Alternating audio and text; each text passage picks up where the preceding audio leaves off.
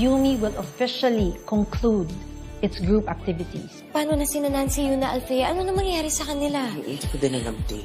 Their problem is not your problem anymore, Jenny. You have to prioritize yourself, Jenny. She's really gonna get your Lola Amelia from you. Patunayan mo na ikaw ang mas magaling. Hindi ako magpapatalo. Walang mangyayari dyan sa karir mo. Yung pinagmamalaki mong nanay na tutulong sa'yo, sinusuka na siya ng industriya. Kumusta pakiramdam na nasa baba ka? At ako naman ang tinitingala mo. Hindi mo ako mapapabagsak. Nagkausap kami ni Tita Amelia kanina. And she has a proposal. I need to hear your opinion before I decide. What's the proposal?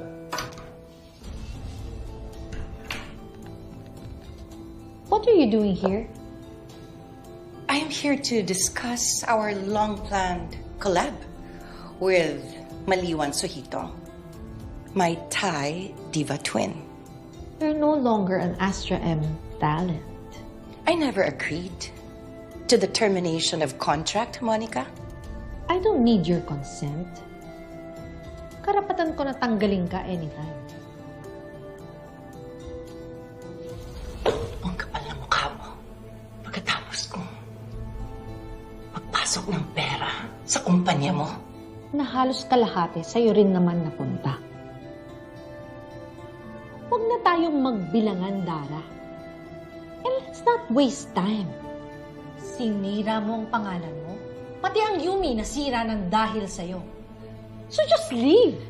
You're no longer part of the Astra M family. You venomous wretch! Miss Dara, please calm down. Oh, Let's talk. no! Hindi pwede! Hindi ako papayag! Idinimanda ko kayo! Dara! Stop it! Hindi pa pwede to. Ididemanda ko kayo. This is so unfair! Tigilan mo na, Dara. Kausapin mo na. Ikaw naman. Bebe ko, ako nga yung naglaba tsaka naglinis ng banyo nung Sabado. Kausapin mo na.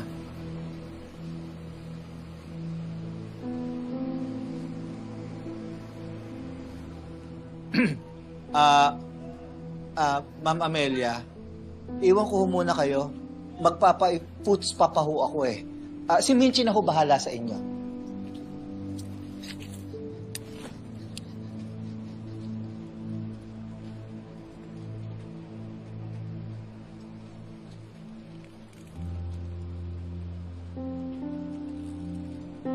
Minchi, maraming salamat at hindi mo ipinagdamot ang apo ko sa akin. Walang anuman. Iniisip ko lang yung isa mo pang apo. Baka kung anong kademonyo, kamalditahan na naman ang gawin sa anak ko. Hindi ko nahahayaang saktan pa ni Megan si Jenny. Tatanggapin ko ang galit niya. Pero hindi rin niya ako mapipigilang makipagkita kay Jenny. Pareho ko silang apo. Kaya kahit ayaw niya, naglalaan ako ng oras para kay Jenny. Ayokong mamatay na. Hindi na ipaparamdam kay Jenny ang pagmamahal ng isang lola na 2 dekada kong ipinagkait sa kanya. Patawad, Minchi. Siguro, kung hindi ko kayo pinigilan ni Dio, malamang... Melia.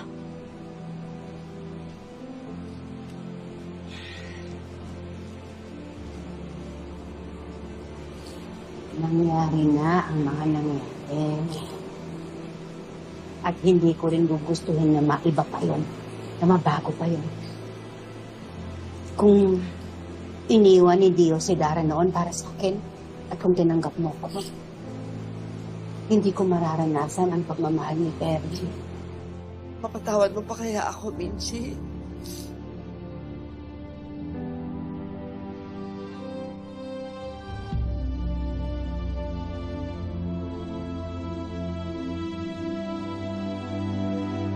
This isn't fair! Mom! My God. stop. Hindi ako papayag na basta na lang nila ako ilalaglag. What are you doing? Mas lalo mo lang sinisira yung sarili mo. Tidamay mo pa ako. You did this to yourself, Mom. Nasira ang reputation mo dahil sa isang lalaki. Nakakadiri kayo?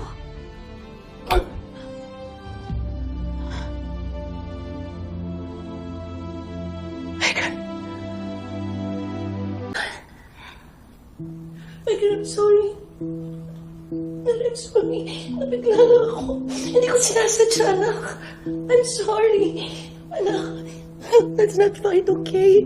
Okay, let's work together. Gusto mo mag-solo, di ba? I'll make that happen. I'll make that happen. How? Hindi pa ba nagsisink in sa inyo, Mom? You're powerless now.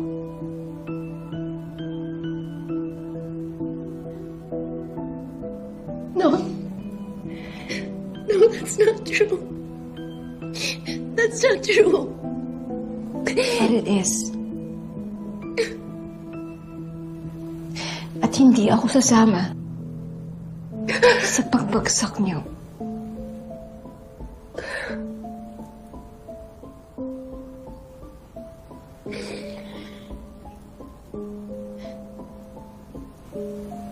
I hate you, Mom. From now on,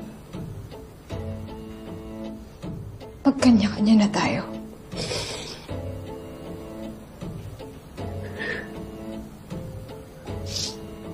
Dara, please leave.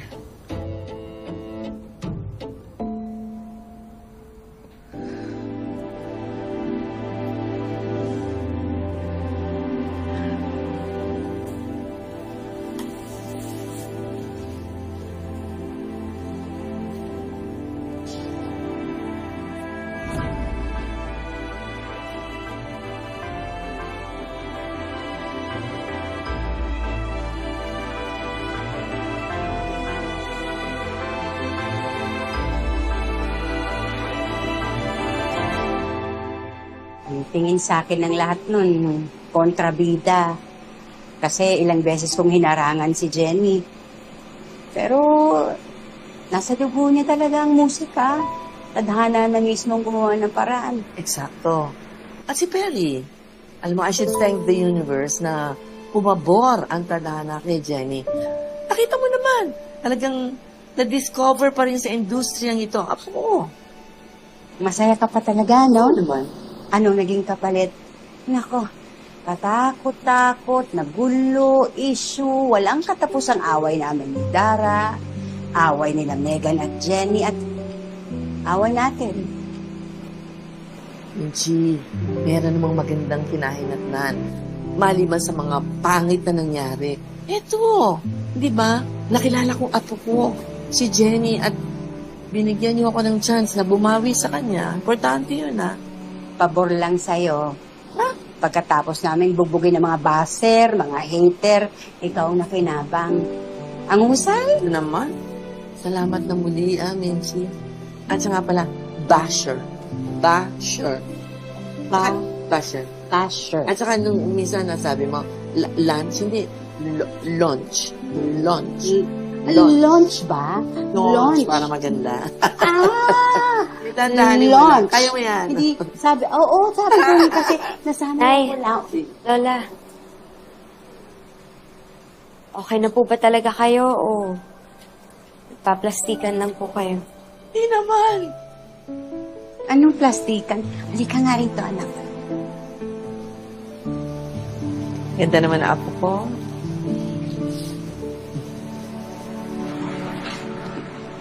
May mga sugat pa rin.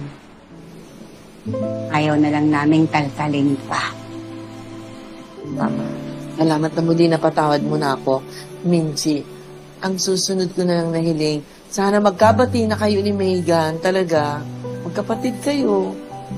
Diba? Naawa ako kay Megan. Naawa ka, ma? That's new. Anyway, so what do you think? Should I accept the proposal of Tita Amelia? At kung ako, ayoko. Pero naintindihan kita. I just need to talk to Miss Monica. Please, Miss Monica.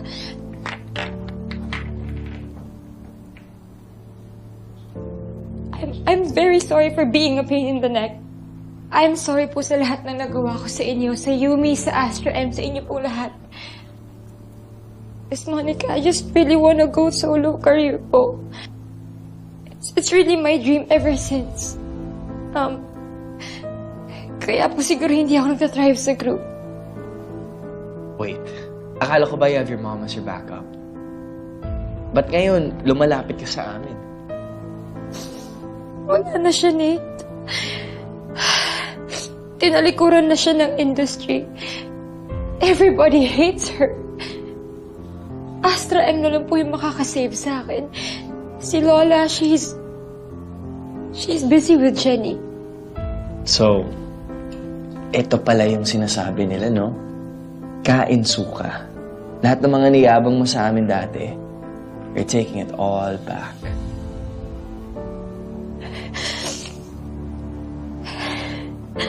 It's your decision, ma.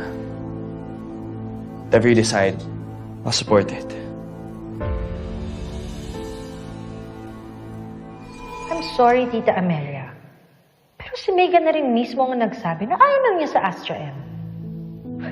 Kaya na raw niyang mag-solo career without our help. Pagpasensyahan mo na ang apo ko, hindi niya alam ang sinasabi niya. I bet you one day, she will go back to you begging. Ayoko na rin kasi ng sakit ng ulo. Alam niyo ba, na talagang ang laki ng nalugi ng Astra M dahil sa pagkakabuwag ng Yumi. Aside from the losses from the sponsors na lahat ay nag-back out na, hindi na rin talaga nakarecover ang kumpanya sa mga nagastos nito sa bootcamp, sa training, sa costume at sa mga salaries. I will cover for everything.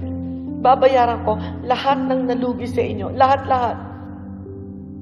Ang pakiusap ko lang, kapag lumapit si Megan, tanggapin mo naman. Everything? Oh, Miss Monica, I just remembered. Nag-usap kami ng friend ko from Engrande Music. And usap-usapan ang phenomenal success ni Jenny.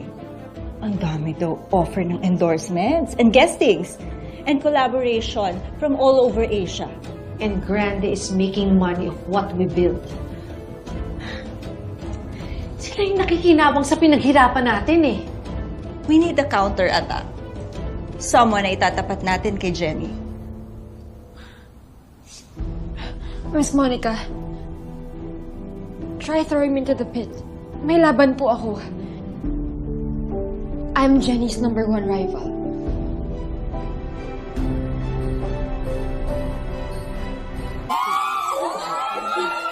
Saan yung standby area? Salamat. Nak, doon daw, diretso lang daw. Sabi may makakasabay ka raw eh, bagong solo artist ng Astra M. Sino daw po? Hindi ko alam, pero yun ang sabi. O, doon muna tayo. Can you hold my phone? Yes, sa kabali.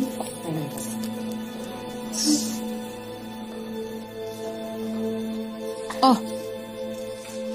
Someone's very shocked to see me. Pansin ko nga, Meg. Actually, may naaamoy ako eh. Amoy kinakabahan.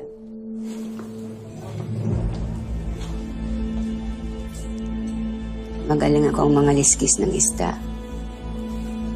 Sumusubukan natin sa dila mo. Tabil eh. Kahit walang kaliskis yan, kakayurin ko.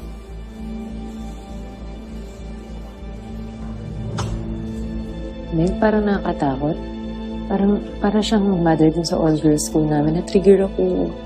Oh, ano? Takot ka ba? Hindi ah.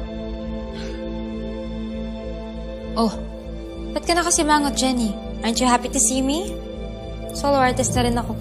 Paano naman ako magiging masaya? Kung sinira mo yung mga pangarap ng kaibigan ko. Oh well, ganun talaga. I can't stay in a group kasi I'm born to be a solo artist. Talaga ba? Bakit naunahan kita? Nauna ka lang ng very, very slight. Pero hindi ka rin magtatagal. Ambisyosa. Ilusyonada. Sabihin mo kaya yan sa sarili mo. Desperada, insecure. Jenny, why don't you look in the mirror? Sa ganda kong to, mai-insecure sa'yo? Okay. Sa'yo na yung ganda mo. Tsaka, please lang ha, ingatan mo ha. Yan lang kasi yung meron ka. Talent, boses, ayoko na lang magsalita. Oo. Walang pisikalan. Kung talakan, talakan lang. Manang-mana ka sa nanay mo no? Pag walang masabi, sugod agad? Tapang-tapangan? Jenny, Vinci. Hello. Megan? Hindi mo kailangan gawin yan, ha? Imbis na nakikipag-away ka dito, mag-prepare ka para sa guesting at performance mo. Dapat dun mo inuubos yung energy mo. Jenny, I am so happy for you. Well, malungkot din kasi syempre, nasa ibang bakod ka na eh. But I wish you luck. Thank you po, Miss Anya.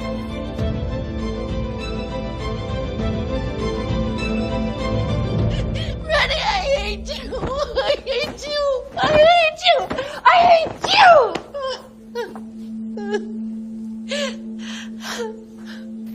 Dara, I'm sorry. I'm sorry.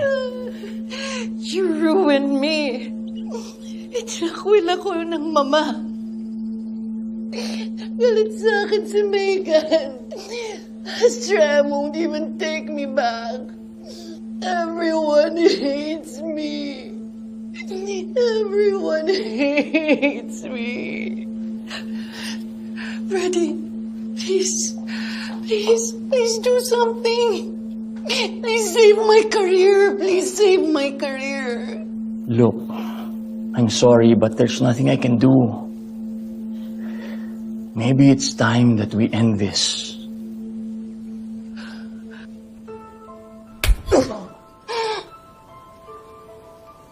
Itatapon mo lang ako. Nang ganun-ganun lang.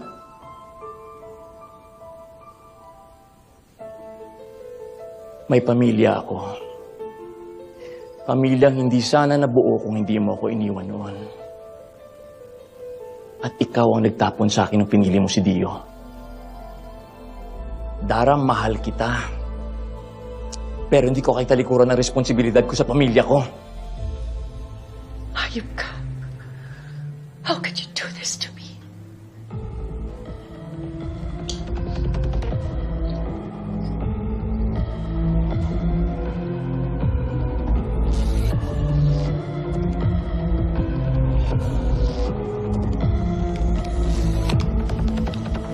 Did I interrupt your melodramatic confrontation?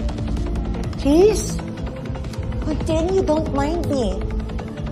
Act as if I'm not here.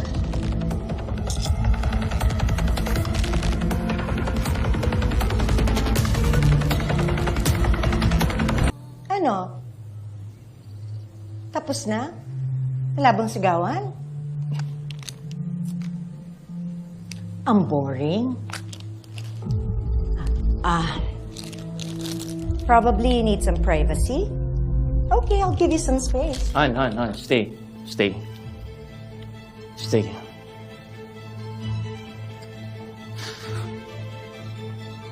Tapos na kaming mag-usap ni Dara.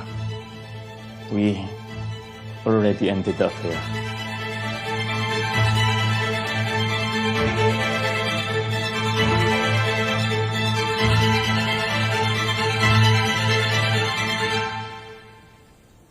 Thank you for coming, Han. I swear, tinapos ko na yung connection namin ni Dara. Baka pwede natin pag-usapan yung tungkol sa atin. You wish. Kaya lang ako pumunta dito para pag-usapan natin yung concert ni Jenny. Meet tayo with your staff this Thursday. Puro nilang ba trabaho ang pag-uusapan natin? What do you expect? Kung tinatapos mo na yung connection mo with Dara, tinatapos ko na rin yung connection ko sa iyo. I'm filing for annulment papers. Vanna. Don't you Vanna me. I'm done being a wife in a marriage that only exists on paper.